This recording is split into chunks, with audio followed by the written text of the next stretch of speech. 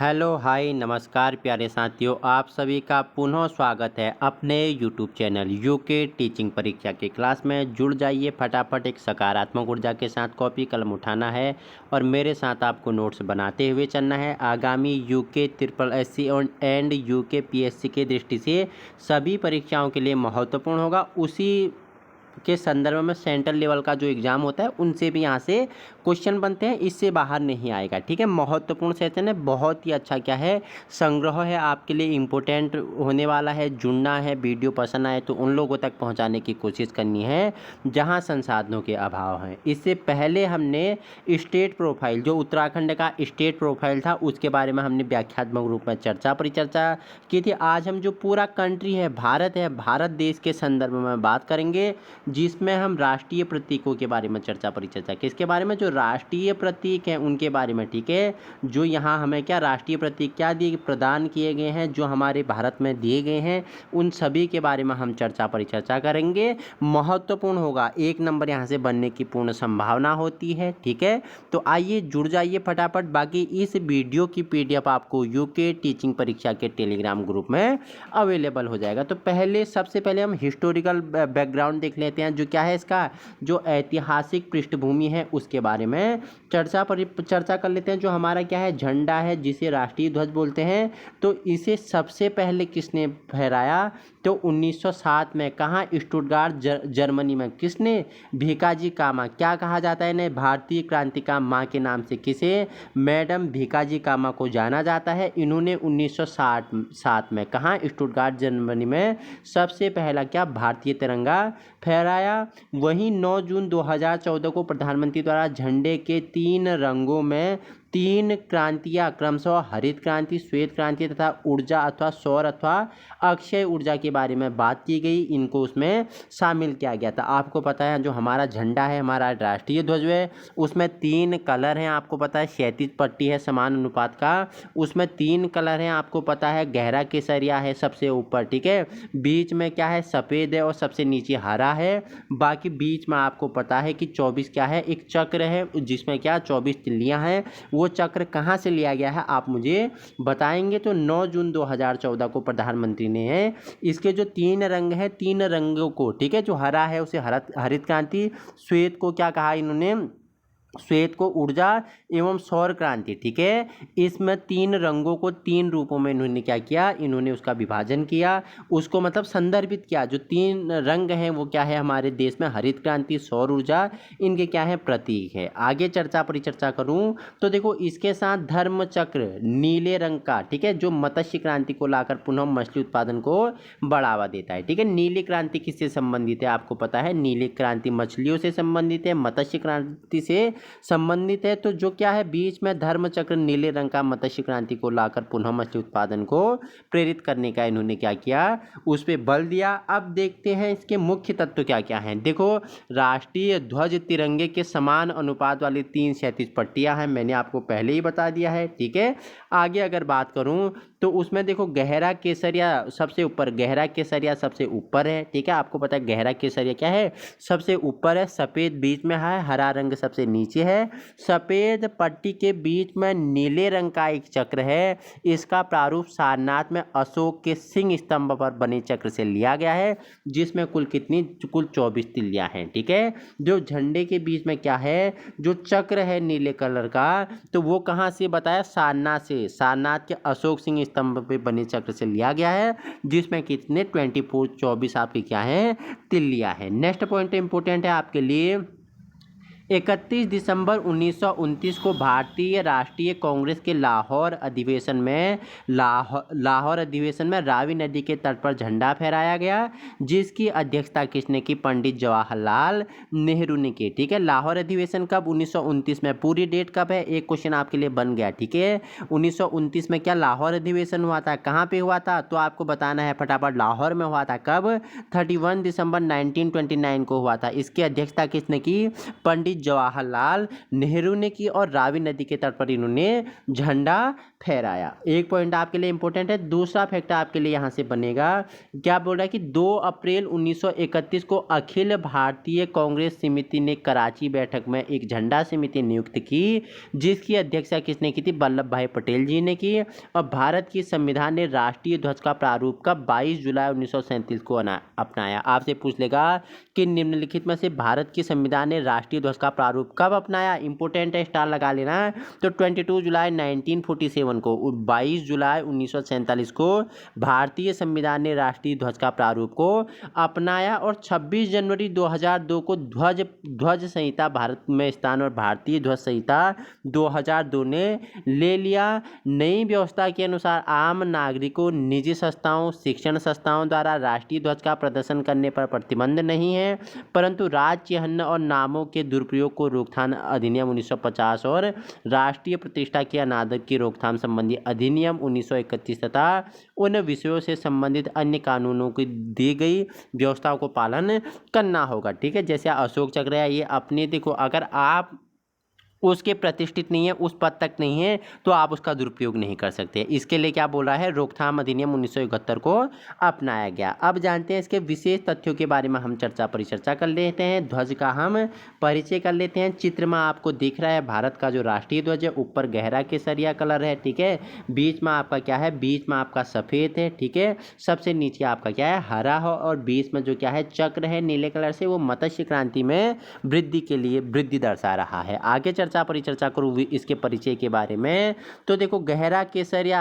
किससे संबंधित है? शक्ति और साहस का प्रतीक है। ठीक है, जो ये केसरिया है, ये शक्ति और साहस, किसका? शक्ति और साहस का प्रतीक है। जो सफेद है, ये क्या है? शांति का प्रतीक है, शांति और सत्य का प्रतीक है। जो हरा है, ठीक है, हरियाली, उर्वरकता और भूमि की पवित्रता का प्रतीक है। तो 3 कलरों का अपना क्या है? इंपोर्टेंस है, अपना महत्व है। इसका आकार पूछेगा तो लंबाई कितना? इसका लंबाई गुणा चौड़ाई पूछा है। ठीक है, लंबाई कितनी है? 3 है, अनुपात 2। चौड़ाई कितनी है? 2 है। तो लंबाई गुणा चौड़ाई आपको याद रखना है, 3:2। और आयताकार इसका क्या है?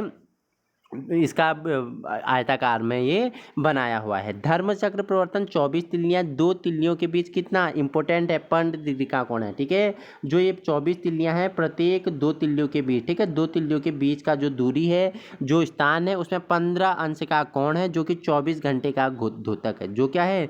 24 घंटे का, ठीक है, 24 घंटे का क्या है? एक दिन में 24 घंटे होते हैं, उन 24 घंटों का द्योतक है। चक्र का रंग कैसा है? नीला है। आपको चित्र में आप अच्छे से समझ सकते हैं। आगे जानते हैं भारतीय ध्वज का विकास क्रम। इसका विकास क्रम कैसे हुआ? तो सबसे पहले श्रीमती हंसा मेहता ने संविधान सभा के अध्यक्ष डॉक्टर राजेंद्र प्रसाद को 14 से 15 अगस्त 1947 को पहला तिरंगा भेंट किया था। सबसे पहला तिरंगा, ठीक है, राजेंद्र प्रसाद को कब और किसके द्वारा भेंट किया गया? तो आपको याद रखना है, किसके द्वारा?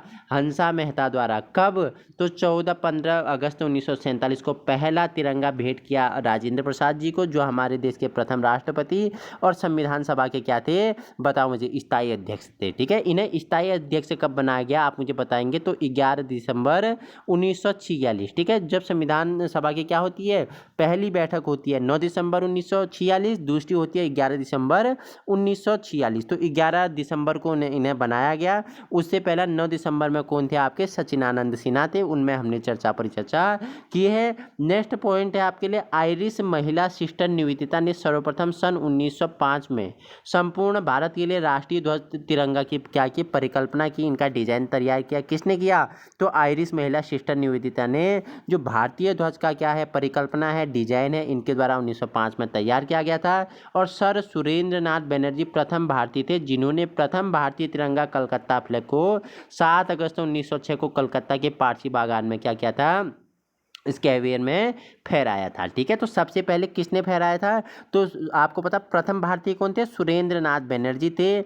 कब फहराया इन्होंने? 7 अगस्त 1906 को फहराया। कहाँ? कलकत्ता के पारसी बागान में फैलाया। वहीं मैडम कामा प्रथम भारतीय महिला हैं जिन्होंने विदेशी भूमि स्टुटगार्ट में जर्मनी में 1927, ठीक है, पूरी 1907 सॉरी पूरी डेट आपकी है 22 अगस्त 1960 को इन्होंने भारतीय ध्वज को फहराया था। ठीक है, जिन्हें भारतीय क्रांति का जनक या माँ कहा जाता है। कौन? आपको बताना है किसे कहा जाता है? भिकाजी कामा को। ठीक है, श्रीमती किसे? बताओ मुझे। मैडम भिकाजी कामा को कहा जाता है। है, इन्होंने 22 अगस्त 1907 को विदेश में, कहाँ, जर्मनी में 1907 में 22 अगस्त को झंडा फहराया। और श्रीमती एनी बेसेंट, जिन्होंने सन 1917 जुलाई माह में क्या कोयम्बटूर के ऑलकेट कॉलेज में होम रूल का झंडा फहराया था, उसे सलामी दी थी। और नेक्स्ट पॉइंट है, पिंगला वेंकैया संपूर्ण भारत के लिए झंडा डिजाइन करने हेतु अत्यंत उत्साहित थे। अंततः सन 1921 में गांधी जी के निर्देशानुसार उन्होंने सफ़ेद, हरे और लाल रंग वाले तिरंगों में चरखा झंडों का डिजाइन तैयार किया था। पंडित जवाहरलाल नेहरू ने 22 जुलाई 1947 को संविधान सभा में तिरंगे का नमूना प्रस्तुत किया ताकि वह स्वतंत्र भारत में राष्ट्रीय ध्वज के रूप में अपनाया जा सके।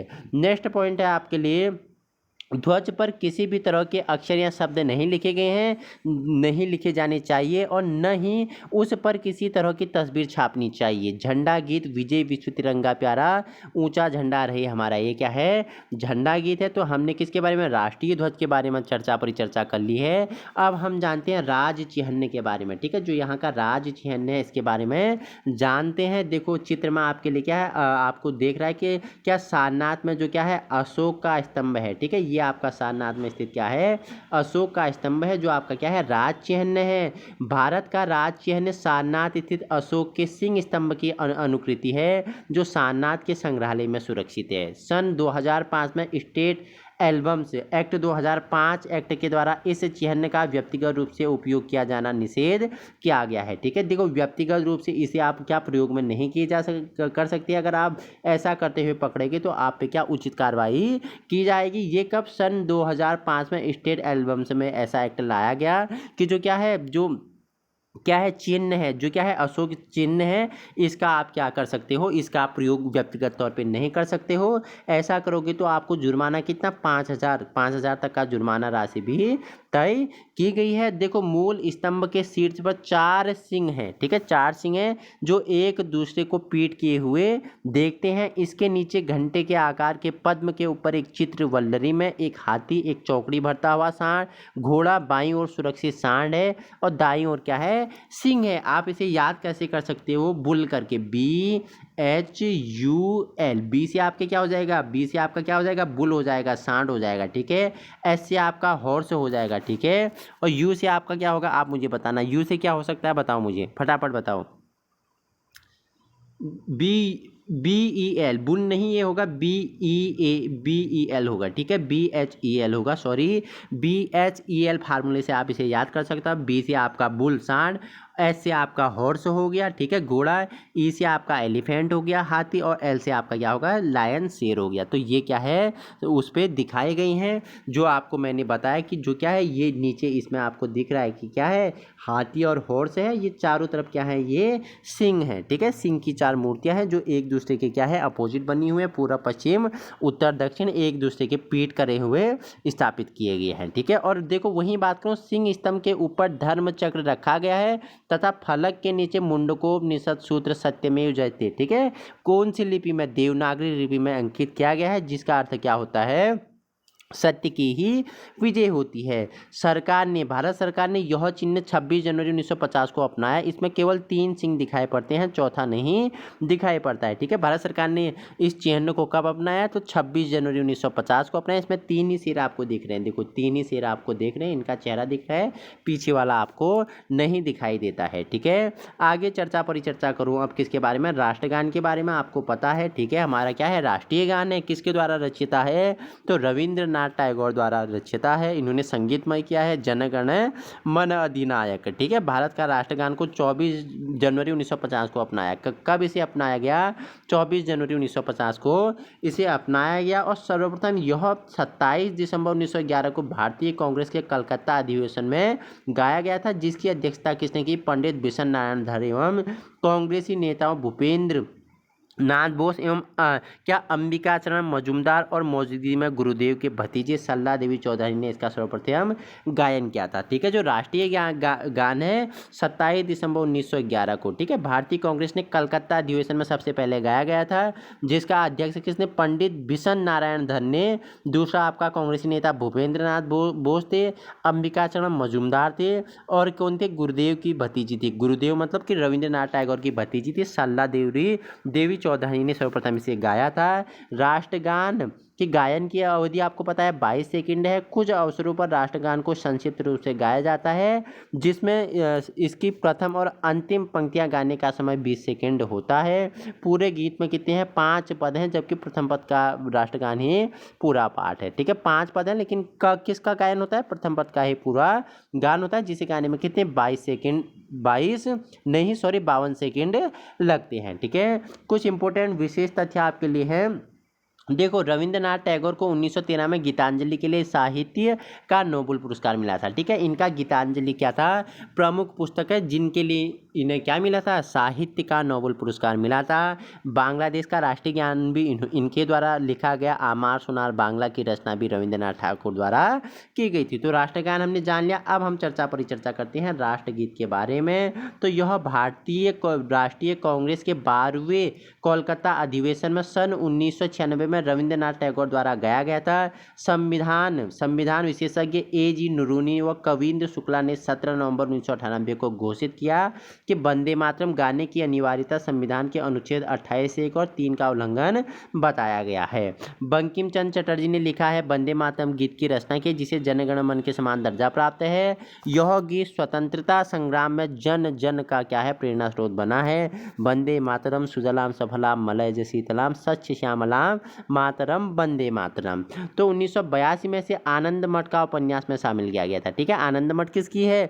तो आनंद मठ किसकी है? तो बंकिम चंद्र चट्टोपाध्याय की है, बंकिम चटर्जी की है। तो 1982 में से आनंद मठ का उपन्यास में शामिल किया गया। और 24 जनवरी 1950 को संविधान सभा के अध्यक्ष राजेंद्र प्रसाद ने राष्ट्रगान जन गण मन में समान वंदे मातरम के 2 पद को राष्ट्रीय गीत का दर्जा प्रदान किया गया है। अब नेक्स्ट आपका क्या है? राष्ट्रीय पंचांग है, जिसे आप कैलेंडर बोलते हो। तो 22 मार्च 1957 को, ठीक है, याद रखना कब? 22 मार्च 1957 को इसे अपनाया गया। ग्रिगोरियन कैलेंडर के साथ साथ देश भर के लिए शक संवत आधारित एक रूप राष्ट्रीय पंचांग है, जिसका पहला महीना क्या है? जो हमारा क्या है? जो हमारा हिंदू कैलेंडर है, जिसका पहला महीना क्या है? चैत्र है, और अंतिम माह क्या है? फाल्गुन है। 22 मार्च 1957 को सरकारी प्रयोजनार्थ एकीकृत भारतीय राष्ट्रीय पंचांग को अपनाया गया, जो शक संवत 78 ईस्वी में आधारित था। ठीक है, इसको किसके द्वारा स्थापित किया था? आप मुझे बताना। 78 ईस्वी में। ठीक है, इसका प्रयोग भारत का राजपत्र आकाशवाणी के समाचार प्रसारण भारत सरकार द्वारा जारी किए गए कैलेंडर में भारत सरकार द्वारा नागरिकों को संबोधित पत्र है। शक वर्ष 365 दिन का होता है। राष्ट्रीय पंचांग और ग्रिगोरियन कैलेंडर की तारीखों में स्थायी सादृश्य आता है। चैत्र का पहला दिन सामान्यतः 22 मार्च को और अधिवर्ष 21 मार्च को पड़ता है। ठीक है, चैत्र का पहला दिन पूछेगा तो 22 मार्च, और अधिवर्ष पूछेगा तो 21 मार्च आपका राइट आंसर हो जाएगा। ठीक है, तो हमने किसके बारे में? हमने कैलेंडर के बारे में जान लिया। अब हम जानेंगे जो क्या है? जो नेशनल एनिमल है, जो क्या है? राष्ट्रीय पशु है। ठीक है, 2500 ईसा पूर्व, ठीक है, 2500 ईसा पूर्व होगा ये। बाघ सिंधु घाटी सभ्यता की पशुपति सील पर भी अंकित पाया गया। ठीक है, जो सिंधु घाटी सभ्यता हमें मिली है, जो आप हिस्ट्री में पढ़ते हो, तो उसमें भी बाघ का क्या मिला है? उनकी मोहरों में भी इसका क्या मिला है? इसका चित्रण मिला है, अंकित मिला है सील पर। ठीक है, उनके सील पर यह अंकित मिला है। वही बात करूं तो देखो किसके, तो वोल वंश में बाघ उनका प्रतीक चिन्ह था। ठीक है, वोल वंश में बाघ उनका क्या था? प्रतीक चिन्ह था। टीपू सुल्तान, जिसे शेर ए मैसूर की उपाधि से पुकारा जाता है, के शासनकाल का प्रतीक चिन्ह भी क्या था? ठीक है, पूछेगा आपसे। ठीक है, शेर ए मैसूर की उपाधि से अगर कोई सेंट्रल लेवल SSC वगैरह एग्जाम में पूछ लेगा, तो शेर ए मैसूर के नाम से उपाधि किसे जाना जाता है? तो ये जाना जाता है टीपू सुल्तान को। इनका जो क्या था? राज चिन्ह था, वो भी बाघ था। तो इसके बारे में थोड़ी एक्स्ट्रा नॉलेज ले लेते हैं, एक्स्ट्रा परिचर्चा कर लेते हैं। भारत का राष्ट्रीय पशु बाघ है, जिसका क्या? साइंटिफिक पैंथेरा टाइग्रिस है। ठीक है, लिनायस, पैंथेरा टाइग्रिस लिनायस है। इसकी 8 प्रजातियां पाई जाती हैं, और भारत में और क्या? रॉयल बंगाल टाइगर, ठीक है, के नाम से जाना जाता है। उत्तर पश्चिम में भारत को छोड़कर बाकी सारे देश में यह प्रजाति पाई जाती है। भारत के अतिरिक्त यह नेपाल, भूटान और बांग्लादेश पड़ोसी देशों में भी पाया जाता है। भारत में रॉयल बंगाल टाइगर, ठीक है, भारत में पाया जाता है। उसके साथ साथ उत्तर पश्चिम में कहाँ आपका? नेपाल, भूटान और कहाँ? बांग्लादेश पड़ोसी देशों में भी पाया जाता है। बाघ गणना 2010 के अनुसार भारत में बाघों की संख्या कितनी? 2006 में 1114 थी, जो बढ़कर 6 हो गई। ठीक है, वर्तमान में बाघों की संख्या आप मुझे बताना, और सर्वाधिक बाघ कौन से राष्ट्रीय उद्यान में है। ठीक है, आप एक्टिविटी करोगे, आप मुझे बताओगे। ठीक है, सर्वाधिक बाघों वाला राष्ट्रीय उद्यान आप मुझे बताएंगे। और वर्तमान में सबसे अधिक बाघ संख्या कहाँ है आप मुझे बताएंगे। उत्तराखंड में है, मध्य प्रदेश में है, कर्नाटक में है। ठीक है, आपका मुझे कर्नाटक, मध्य प्रदेश, उत्तराखंड आप मुझे आंसर बताएंगे। कुछ इंपॉर्टेंट फैक्ट है आपके लिए, ये हमने पढ़ लिया। देश में सर्वाधिक बाघों की संख्या कर्नाटक राज्य में 300, तत्पश्चात दूसरे स्थान पे मध्य प्रदेश, और तीसरे स्थान पे क्या है, उत्तराखंड है। लेकिन वर्तमान में सर्वाधिक बाघ किस राज्य के पास है, ठीक है, किस राज्य में उपलब्ध है आप मुझे बताएंगे। इस गणना के अनुसार विगत चार वर्षों में बाघों का आवासीय क्षेत्र कितना, बताओ मुझे। 93,600 वर्ग किलोमीटर से घटकर कितना, 72,800 वर्ग किलोमीटर रह गया है। अब हम राष्ट्रीय पक्षी के बारे में परिचर्चा करेंगे। भारत सरकार ने इसे कब, 26 जनवरी 1963 को मोर को राष्ट्रीय पक्षी घोषित किया गया। इसे संस्कृत में भुजंग कहा गया। क्यों, क्योंकि ये क्या है, सांप को खाने वाला है। भुजंग भोगी से कहा जाता है। भुजंग क्या होता है, सांप होता है, तो भुजंग किसका पर्यायवाची है, सांप का पर्यायवाची भुजंग है। तो भुजंग भोगी किसे, मोर को कहा जाता है। 26 जनवरी 1963 में इसे क्या, राष्ट्रीय पक्षी के रूप में घोषित किया गया है। देखो, भारत का राष्ट्रीय पक्षी मयूर, जिसका वैज्ञानिक नाम क्या है, पावोक्रिस्टेटस है। पावोक्रिस्टेटस इसका वैज्ञानिक नाम हमको याद रखना है, इंपॉर्टेंट है। हंस के आकार के इस रंग बिरंगे पक्षी का गर्दन लंबी है, आँख के नीचे एक सफ़ेद निशान और सिर पर पंखे के आकार की कलंगी होती है। मयूर भारतीय उपमहाद्वीप की सिंधु नदी के दक्षिण और पूर्व से लेकर जम्मू कश्मीर, असम के पूर्व, मिजोरम, दक्षिण के पूर्व भारतीय प्रायद्वीप के व्यापक रूप में पाया जाता है। मयूर को लोगों का पूरा संरक्षण मिलता है। इसे धार्मिक या भावात्मक आधार पर भी कभी कभी परेशान नहीं किया जाता है। इसका धार्मिक महत्व के आधार पर इसका भी परेशान नहीं किया जाता। भारतीय वन्य प्राणी सुरक्षा अधिनियम 1972 के अंतर्गत से पूर्ण संरक्षण प्राप्त है। ज्ञातव्य है कि बर्मा मोर को अपना राष्ट्रीय पक्षी पहले ही स्वीकार कर चुका है। ठीक है, मोर को अफीम की फसल का सबसे बड़ा दुश्मन, देखो अफीम की फसल को सबसे ज़्यादा नुकसान पहुंचाता है कौन, मोर। ठीक है, क्योंकि यह अफीम के कोमल अंकुरों को शीघ्र से चुगता है। ठीक है, जैसे मोनाल का क्या है, पीडभूषण आलू है, वैसे मोर का क्या है, अफीम है। अफीम जैसे क्या, अफीम जैसे अंकुरित होता है। ठीक है, उसमें कलियाँ आती है, तो उसे क्या कर देता है, खा जाता है, तो नुकसान पहुंचाता है। राष्ट्रीय पक्षी आप समझ गए। ठीक है, मयूर है, मयूर है। ठीक है, मयूर है, जिसे क्या बोलते हैं, मोर है, जिसे भुजंग भोगी भी कहा जाता है। नेक्स्ट आपके लिए राष्ट्रीय पुष्प है आपके लिए। ठीक है, भारत का राष्ट्रीय पुष्प ब्रह्म कमल। ठीक है, क्या है, ब्रह्म कमल, पुष्प कमल। ठीक है, नेलम्बो न्यूसिफेरा है। यह एक पवित्र पुष्प है तथा प्राचीन भारतीय कला और पुराणों में इसका महत्व स्थान है। प्राचीन काल में से भारतीय संस्कृति का क्या, शुभ प्रतीक माना जाता था। हिंदू, बौद्ध और जैन धर्मों में इसकी महत्ता के कारण कमल को भारत का राष्ट्रीय पुष्प गौरव होने का प्राप्त है। कमल मकाऊ, वियतनाम और मिस्र का भी क्या है, पुष्प भी है। 3 राज्य हरियाणा, जम्मू कश्मीर तथा कर्नाटक का भी ये राज्य कमल है। विशेष तथ्य आपको याद रखना है, 3 जनवरी 2011 को पलासा को उत्तर प्रदेश का राज्य पुष्प घोषित किया गया है। ठीक है, हमने कमल के बारे में भी परिचर्चा कर ली है। अब हम परिचर्चा करेंगे राष्ट्रीय नदी। आपको पता है गंगा नदी है। ठीक है, स्वच्छता प्रयास सबसे पहले इसमें कब किया गया, 1912 में, किसके द्वारा, मदन मोहन मालवीय जी द्वारा किया गया था सबसे पहले गंगा में। ठीक है, 1985 में राजीव गांधी द्वारा भी इसमें प्रयास किए गए। इस दिशा में 2014-15 में प्रधानमंत्री ने क्या, नमामि गंगे परियोजना प्रारंभ की कि गंगा को कैसे हम स्वच्छ रख सकते हैं। उसके लिए सबसे पहला प्रयास 1912 में, 1912 में मदन मोहन मालवीय सबसे पहला आपको याद रखना है। उसके बाद राजीव गांधी ने भी 1985 में इस दिशा में कार्य किया। और 2014-15 में आपको पता है प्रधानमंत्री कौन थे, नरेंद्र मोदी जी थे। उन्होंने इस गंगा नदी को सफाई स्वच्छता करने के लिए नमामि गंगे परियोजना आरंभ की थी। सन 1986 में इलाहाबाद और हल्दिया के बीच 1620 किलोमीटर तक इस महत्वपूर्ण नदी को राष्ट्रीय जलमार्ग फर्स्ट घोषित कर दिया गया। और गंगा को प्रदूषण मुक्त करने के लिए मिशन क्लीन गंगा 2020 तक प्रदूषण मुक्त करना निर्धारित किया गया था। गंगा का उद्गम स्थान आपको पता है गंगोत्री हिमनद से होता है। ठीक है, ये गंगोत्री से देवप्रयाग तक किस नाम से, भागीरथी नाम से जानी जाती है। ठीक है, उद्गम से ये कहाँ, देवप्रयाग तक भागीरथी के नाम से जानी जाती है। भागीरथी में इसके साथ भागीरथी, ठीक है, भागीरथी देवप्रयाग तक आती है। देवप्रयाग में अलकनंदा के साथ मिलती है, वहाँ से ये गंगा के रूप में प्रवाहित होती है। और सबसे पहले, ठीक है, गंगा मैदान, ये पहाड़ी क्षेत्र को, पहाड़ को छोड़कर हरिद्वार में क्या करती है, ऋषिकेश होते हुए हरिद्वार में प्रवेश करती है। और सबसे लंबा राजमार्ग कहाँ, राजमार्ग नहीं, सॉरी, सबसे लंबा ये अपना मार्ग कहाँ, उत्तर प्रदेश और झारखंड के रांची को छूते हुए बंगाल, पश्चिम बंगाल से बाहर होते हुए निकलती है। ठीक है, ये हमने पहले भी परिचर्चा की। और 4 नवंबर 2008 को इसे क्या किया गया, राष्ट्रीय नदी के रूप में घोषित किया गया। और देखो राष्ट्रीय जीव पूछेगा तो क्या है, गंगा डॉल्फिन है, गंगा डॉल्फिन है, जिसे सुसु या अंधी डॉल्फिन कहा जाता है। हमने इसके बारे में परिचर्चा की थी। उद्गम स्थान कहाँ है, गंगोत्री हिमनद है, गंगोत्री हिमनद गोमुख नामक स्थान से निकलती है, उत्तरकाशी के उत्तराखंड से। ठीक है, उत्तराखंड के उत्तरकाशी से। यह भारत की सबसे बड़ी क्या है, अपवाह तंत्र वाली नदी है। ठीक है, गंगा जल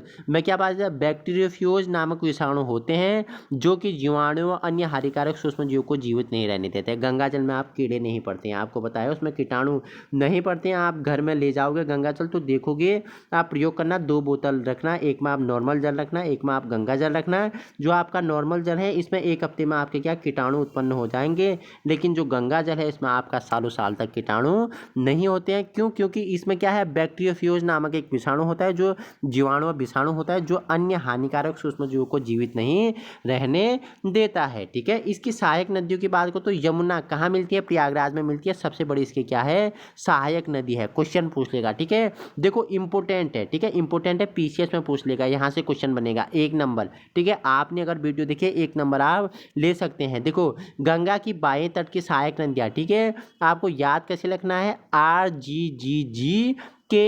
ठीक है, RGG, देखो RGGKM, ये आप शॉर्ट ट्रिक बना लेंगे।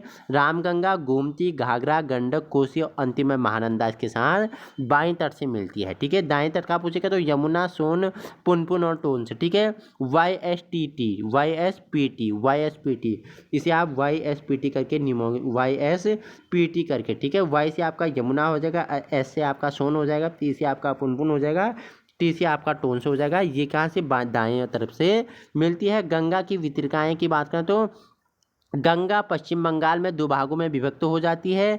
बांग्लादेश की ओर जो पद्मावती के नाम से, जिसे जमुना नदी कहते हैं, बाद में मेघना से मिलती है। और ये क्या करते हैं, सबसे बड़ा सुंदरवन का डेल्टा का निर्माण करती है। कौन कौन से, गंगा और ब्रह्मपुत्र मिलकर। ठीक है, ब्रह्मपुत्र और गंगा। वैसे गंगा की लंबाई कितनी है, 2525 है क्या, आप मुझे बताना। ठीक है, 2525 है, कितनी है। और देखो सबसे बड़ी नदी है ये। ठीक है, देखो सबसे बड़ी नदी भारत में जो बहती है वो क्या है, गंगा है। देखो इससे बड़ी ब्रह्मपुत्र है, लेकिन ये क्या है, इसका बहुत कम बहती है ब्रह्मपुत्र भारत में। ठीक है, ये बाहर से बहते हुए आती है, आपको पता है, ये बाहर से बहते हुए अरुणाचल प्रदेश से दिहांग के नाम से ये भारत में एंटर करती है। ठीक है, तो सबसे लंबी, आप सबसे बड़ी पूछेगा तो यही आपके लिए क्या है, गंगा नदी आपके लिए इंपोर्टेंट हो जाएगा। सुंदरवन का डेल्टा का निर्माण करती है गंगा और क्या है, ब्रह्मपुत्र, जो सबसे बड़ा क्या है, विश्व का सबसे बड़ा डेल्टा है। यहाँ सुंदरी नाम के पेड़ पाए जाते हैं, मैंग्रोव वन के लिए क्या है, प्रसिद्ध है। और डेल्टा में जूट और कपास की कृषि की जाती है, जो क्या है, विश्व प्रख्यात है। हमने देखो राष्ट्रीय जलीय जीव गंगा डॉल्फिन के बारे में, इसे क्या, आंखों में लेंस नहीं होता, हमने इसे क्या बोला था, हमने बोला था ये क्या है, अंधी है। इसे क्या बोलते हैं, सुसु भी बोलते हैं। ठीक है, ये शुद्ध पानी में मिलता है, एक तो आपको गंगा में मिलेगा, एक आपको ब्रह्मपुत्र में। 2 ही नदियों में डॉल्फिन पाई जाती है। ठीक है, डॉल्फिन पाई जाती है 2 ही नदियों में, गंगा में और ब्रह्मपुत्र में। ठीक है, शुद्ध नदियों का क्या है, जीव है। शुद्ध नदियों, देखो जिस जल में ये रहेगा उस जल की शुद्धता का प्रतीक होता है, जिसे सुसु आपके लिए एक्स्ट्रा, सुसु नाम से भी जाना जाता है, अंधी डॉल्फिन के नाम से भी इसे जाना जाता है। केंद्र सरकार ने 5 अक्टूबर 2009 को गंगा डॉल्फिन को राष्ट्रीय जलीय जीव घोषित कर दिया। ज्ञातव्य है कि अब तक कोई जलचर अभी तक राष्ट्रीय जीव घोषित नहीं किया गया है इसके अलावा। ठीक है, 5 अक्टूबर 2009 को राष्ट्रीय गंगा नदी बेसिन प्राधिकरण की प्रथम बैठक में डॉल्फिन सिन्हा के नाम से विख्यात पटना विश्वविद्यालय के प्रोफेसर RK सिन्हा भी थे। गंगा नदी को 2020 तक प्रदूषण मुक्त बनाने की ठोस रूपरेखा तैयार की गई थी। ठीक है, अभी तो 2024 आपका चल रहा है। नेक्स्ट आपके लिए भारत सरकार ने माना कि डॉल्फिन एक ऐसा जीव है जिसकी सूझबूझ की तुलना मनुष्य से की जाती है। देखें, डॉल्फिन कैसा जीव है, इसकी सूझबूझ की तुलना किसी मनुष्य से की जाती है।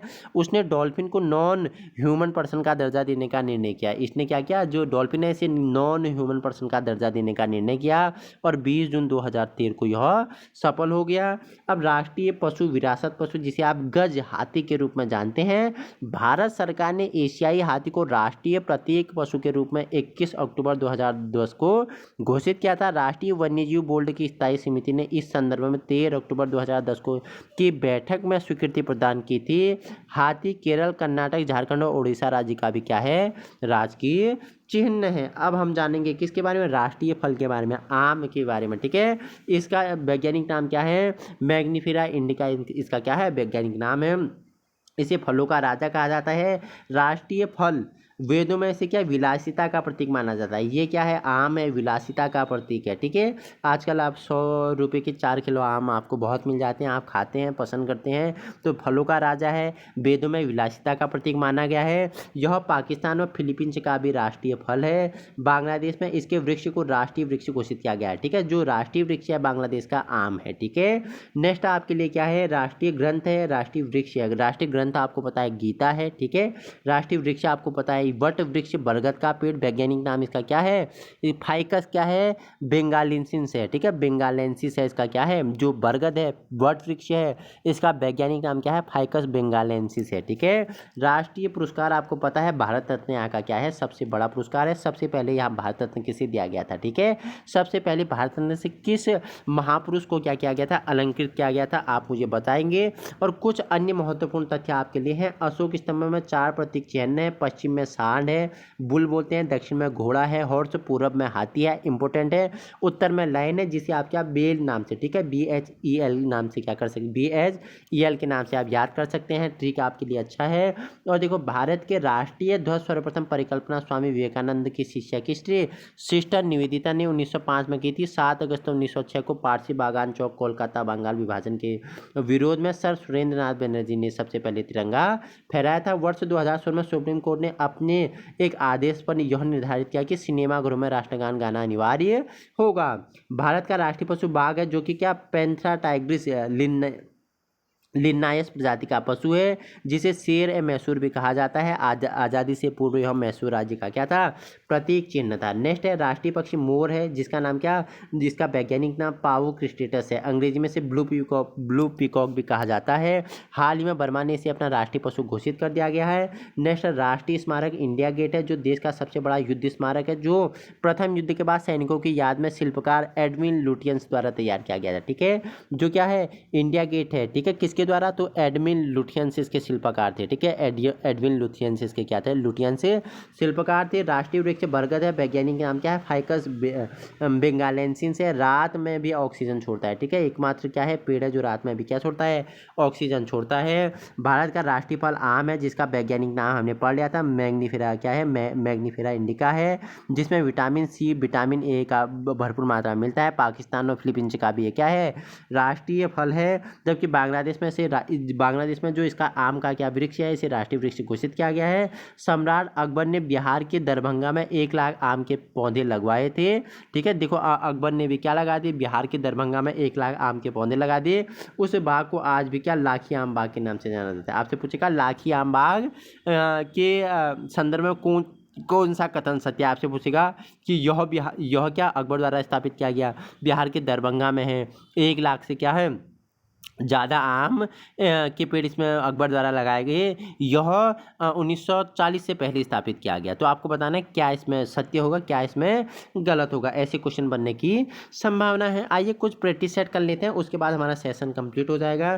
तो भारत का राजपत्र आकाशवाणी के समाचार प्रसारण भारत सरकार द्वारा जारी किए गए कैलेंडर को भारत सरकार द्वारा नागरिकों को संबोधित पत्र राष्ट्रीय पंचांग का पालन करते हुए वह किस संमत पर आधारित है, तो शक संमत पर आधारित है। हमने बताया था 78 ईस्वी में इसको स्थापित किया गया था। किसके द्वारा, आप मुझे बताना किस राजा ने विजय के दौरान इसे स्थापित किया था। निम्नलिखित में से सत्य कथनों का चयन अपना करना है। देखो, राष्ट्रीय ध्वज की लंबाई हमने पढ़ा था 2:3। ठीक है, 15 अगस्त 2002 को ध्वज संहिता भारत का स्थान भारतीय ध्वज संहिता 2002 ने ले लिया। और भारतीय राष्ट्रीय कांग्रेस के ध्वज में चक्र के बदले में चरखा बना हुआ है। और 22 जुलाई 1947 के प्रस्ताव के अनुसार ध्वज के लिए उपयोगी किए जाने वाला कपड़ा घरेलू चरखा व हाथ से बुना हुआ कपड़ा होगा। तो आपके चारों में से क्या 1, 2, 3 एक और क्या स्टेटमेंट पहला, ऑप्शन थर्ड और चौथा आपकी क्या है, राइट है आपकी क्या है, 2 आपका रॉन्ग है। क्वेश्चन नंबर आपके लिए नेक्स्ट है, पूछ रहा है निम्नलिखित में से कौन सा असत्य है। ऑप्शन ए है संविधान के अनुच्छेद 19(1) के अधीन राष्ट्रीय ध्वज को फहराना नागरिकों का मूल अधिकार है, यह आपका असत्य है। ठीक है, सत्य क्या है, ध्वज संहिता के अनुसार राष्ट्रीय ध्वज के ऊपर या बाईं छोर पर कोई दूसरा ध्वज नहीं फहराया जाएगा, यह आपका क्या है, राइट स्टेटमेंट है। क्वेश्चन नंबर 4 है आपके लिए, निम्नलिखित में से कौन सा असंगत है। राष्ट्रीय ध्वज का प्रारूप अपनाया गया 22 जुलाई 1947 को। ठीक है, दूसरा है भारतीय महिलाओं की ओर से ध्वज राष्ट्र को 14 अगस्त 1947 को समर्पित किया गया। और पूछता है कि राष्ट्रीय प्रतिष्ठा के अनादर के रोकथाम संबंधी 1950 अधिनियम आया, ये नहीं आया था। ठीक है, असत्य पूछता है बाकी आपके क्या, भारतीय ध्वज संहिता 2002 में आया, बाकी आपका ए बी डी आपका क्या है, राइट आंसर हो जाएंगे। A B D आपके राइट नहीं, आपका क्या, हाँ राइट हो जाएंगे, रॉन्ग आपका सी हो है। क्वेश्चन आपके लिए अंतिम है, 5वां है सूची। देखो, सर्वप्रथम राष्ट्रगान गाया गया, आपको पता है कब गाया गया और कौन से अधिवेशन में गाया गया, आप मुझे बताएंगे किसकी अध्यक्षता में, तो 27 दिसंबर 1911। ठीक है, राष्ट्रीय पंचांग को अपनाया गया, कब अपनाया गया, 22 मार्च 1957 को इसे अपनाया गया था। संविधान सभा द्वारा राष्ट्रीय ध्वज को कब अपनाया गया, 22 जुलाई 1947 को अपनाया गया। और राष्ट्रगान सबसे पहले कब गाया गया, तो 1986 में से गाया गया था। तो राइट आंसर आपका क्या हो जाएगा, ऑप्शन बी आपका राइट आंसर हो जाएगा। तो ये हमारा महत्वपूर्ण सेशन था। ठीक है, हमने स्टेट प्रोफाइल जाना, उसके बाद आज हमने कंट्री प्रोफाइल, आप इसे देश का जो राष्ट्रीय प्रतीक है उसके बारे में परिचर्चा करनी है। वीडियो पसंद आए तो जुड़ने के लिए और हमारी वीडियो कब कब आती है उसे समय पर पाने के लिए अभी आप क्या कर सकते हो, सब्सक्राइब कर सकते हो और बेल आइकन को वीडियो समय पर पाने के लिए प्रेस कर सकते हो। वीडियो पसंद आए तो उन लोगों तक पहुंचाने की कोशिश करें जहां संसाधनों के अभाव है। बाकी सपना आपका साकार हम करेंगे, इच्छा मेहनत संघर्ष दृढ़ शक्ति आपका होगा, मार्गदर्शन आपका अपने यूके टीचिंग परीक्षा का होगा। Thank you so much. इसी प्रकार की वीडियो पाने के लिए आप अभी संलग्न हो सकते हैं। PDF आपको यूके टीचिंग परीक्षा के टेलीग्राम ग्रुप पर मिल जाएगा। Thank you so much.